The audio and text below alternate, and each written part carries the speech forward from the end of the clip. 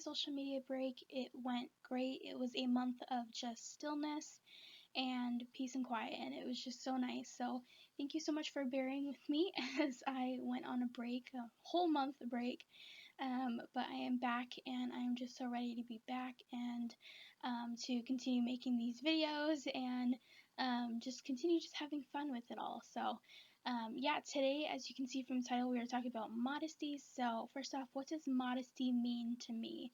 So modesty for me is being a woman of class and dignity, respecting myself enough to be discreet and not revealing everything God has given me at a glance.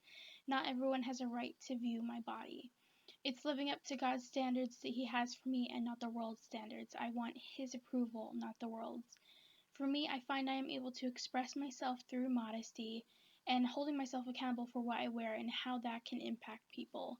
Living a modest way of life is a personal decision for me. It's based off of my religion and my faith. It also comes down to personal conviction. What I'm convicted on, you may not be convicted on.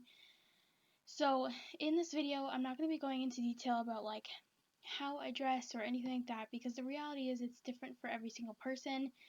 Just like I just said, what I'm convicted on, you may not be convicted on, and so I'm not going to be going into detail about what you should and should not wear.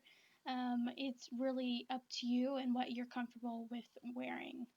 So take responsibility. Now, obviously, we can't control how people think or act based off of what we wear. They have to take responsibility for their thoughts and or actions. Just like in 2 Corinthians 10:5, which says we take captive every thought and make it obedient to Christ.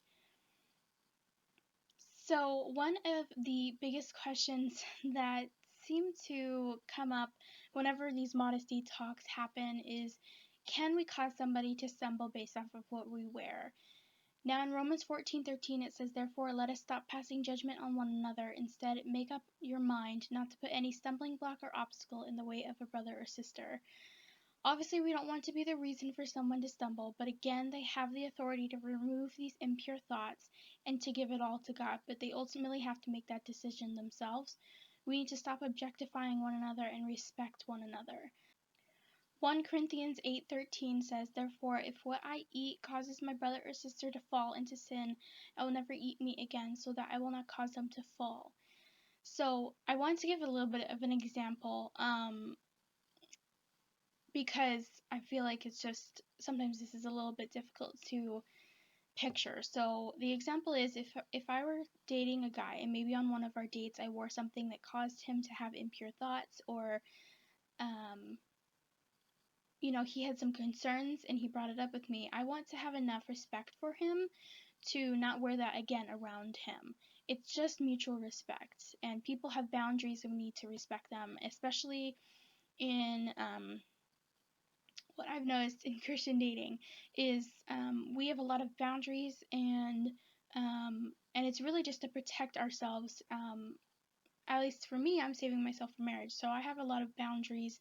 And so for me, I would want to be able to be mature enough to respect the fact that, if I was dating a guy and he, just voiced some concerns on what I was wearing around him, and it was, causing some issues with him. Now, obviously, like, he needs to go to God and pray about that and whatnot, but, I want to be able to have enough respect for him to not do that again, because I want to be able to respect his boundaries just like he's respecting my boundaries, and so it goes vice versa, right? So the next thing is, where is modesty mentioned in the Bible? So modesty is mentioned in 1 Timothy 2:9-10. It says, "I also want the women to dress modestly, with decency and propriety, adorning themselves, not with elaborate hairstyles or gold or pearls or expensive clothes, but with good deeds, appropriate for women who profess to worship God." Ultimately, I want God's work and His love for everyone to be shown through what I say and what I do. That's what I really care about. I don't care about these materialistic items, because at the end of my hopefully long life, I won't be taking these items with me. And that's something that we have to remember too, is a lot of the times, especially nowadays, people tend to compare each other based off of what they're wearing. And whether or not it's a brand name or it's an off-brand, and at the end of the day, none of that really matters. Like, if none of that even existed, it it wouldn't matter, you know? And so it's just crazy how we, are still judging people based off of what they're wearing. And so it's just crazy to me. So, again, this plays into the fact that, what one person is wearing, you may not agree with for you, but maybe they feel confident and comfortable in it and they feel good in it. And so, don't judge somebody based off of how you live your life, because how they live their life could be completely different from yours, and you just have to respect that. It's just a mutual respect. Honoring God with our bodies. So 1 Corinthians 6:19-20 says, "Do you not know your bodies are temples of the Holy Spirit who is in you, whom you have received from God? You are not your own, you were bought at a price, therefore honor God with your bodies." So I love this verse so much because it shows God's love for us and how much worth he sees in us.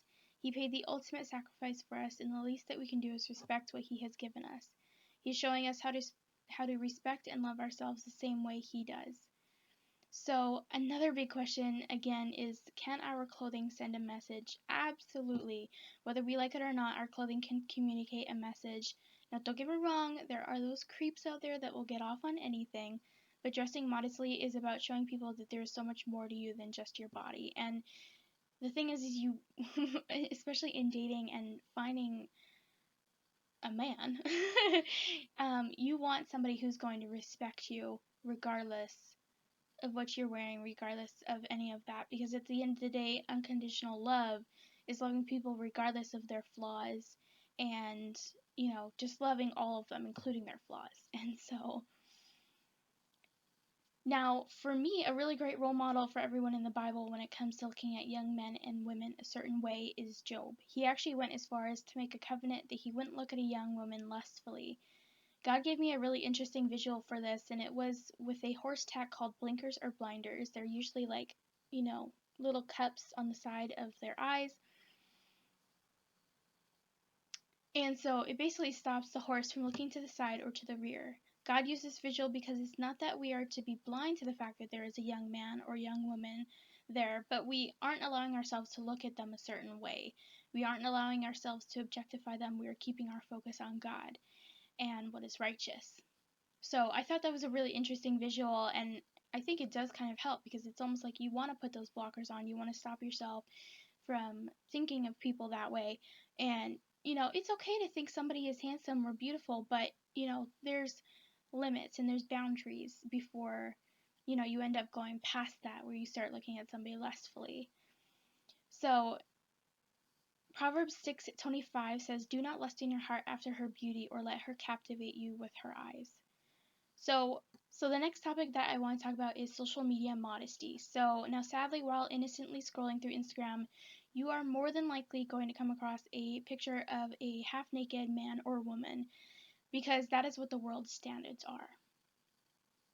Because sex sells and the business industry knows this. 1 John 2:16 says, "For everything in the world, the lust of the flesh, the lust of the eyes, and the pride of life, comes not from the Father, but from the world." It's important to be careful about who you choose to follow and to protect yourself from the things that can cultivate such thoughts. It's your responsibility to choose who you'd like to follow and or watch. And it's okay if they don't live the same lifestyle as you or don't share the same morals or values as you, but at the end of the day, you have to choose what is best for you. The same goes for your modesty. Everyone's journey is different and not everyone's standard of modesty is the same. What I see as modest you may not agree with, and that's perfectly fine. So I just encourage all of you to look to God for these answers and allow him to guide you in all that you do. He knows what's best for you, and he wouldn't put you in a compromising situation. He knows what your limits are and what your boundaries are, so trust in him. I hope that this video encourages you to research about modesty and maybe even try it out yourself. If you are someone who practices modesty, I would love to know what your why is. Why do you practice modesty? Now, if you don't practice modesty after watching this video, would you be interested in trying it? Let me know what your thoughts are below. And with that being said, I want to thank all of you for watching today's video. There is a new video every Friday at 4 p.m. Mountain Standard Time. If you'd like to join the Facebook community, I do have a group on there, and we just discuss the video every week, and we pray for each other and all of that fun stuff. So yeah, I recommend going and joining that. There's also an Instagram page that you can follow as well. And yeah, if you have a prayer request that you would like to be shared in one of these videos in the future, where we can all just kind of come together for you in prayer, definitely feel free to leave your prayer request down below, or on the Instagram page, or in the Facebook group if you're in the Facebook group, and just leave your prayer requests, and we would love to pray with you. So again, I want to thank you guys so much for watching, and I hope that you all have a wonderful week, and God bless.